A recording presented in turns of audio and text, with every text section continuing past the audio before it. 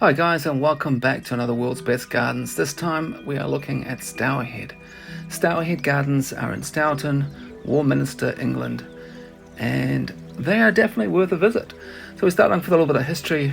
This was developed by Henry Hoare the First, and this is the house.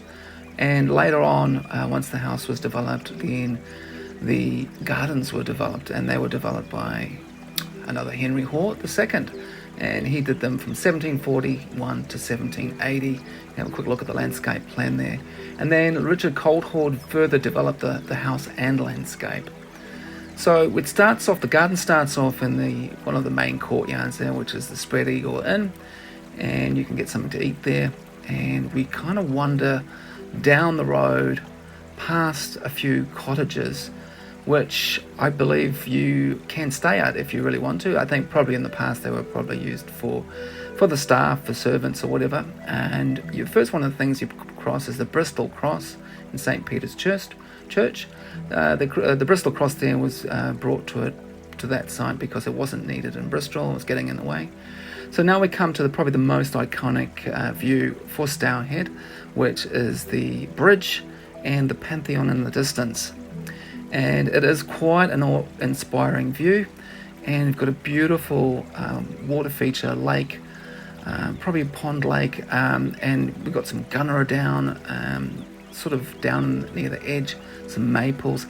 And also what I really like about this garden is that it's got a lot of established deciduous trees and developed plantings.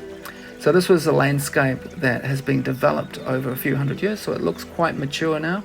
And you can see there's the Palladian Bridge. It's all very nice stonework, and we've got various views of various plants looking around this lake / pond.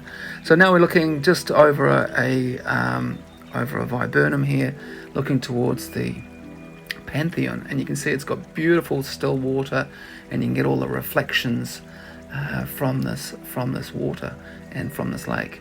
Now, the landscaping was done in a kind of what we'd call a landscape style, which was popular in the mid-1700s, developed by a guy called Lancelot Capability Brown, who was a famous landscaper back then, who was moving away from very formalized gardens, like they'd sort of basically copied from France and Italy, to these more romantic gardens where they were more interesting to walk around and they weren't so symmetrical. So on these grand tours of Italy, in Greece, they would sort of look at these different structures, like this one here, and they'd replicate them back in these gardens. Of course, the Hoare family were very rich bankers. They made their money through banking, and the Henry Hoare II, he was quite keen to sort of put it into a fantastic garden like we see here. This is the Grotto, a very interesting part. You go down closer to the lake, and it's got these little views that through these bits of stone here, and you can go look again back to the Palladian Bridge and across and see all the beautiful reflections. Obviously, different parts of the year, when you've got autumn, you'll have all the different autumn leaves. So we were seeing this garden in sort of autumn, a little bit of an autumn, just before the leaves were dropping, late summer, early autumn.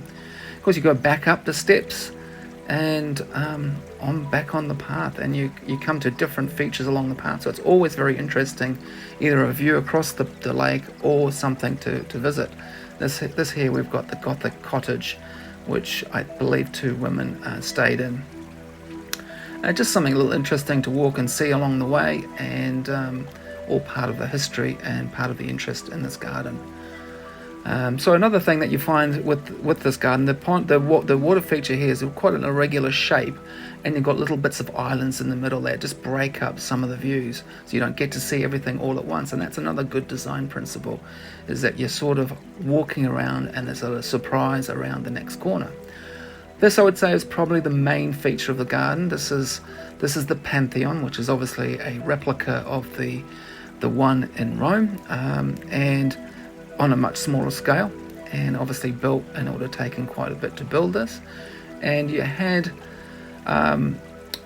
various obviously helpers and that would have sort of helped out with these particular designs.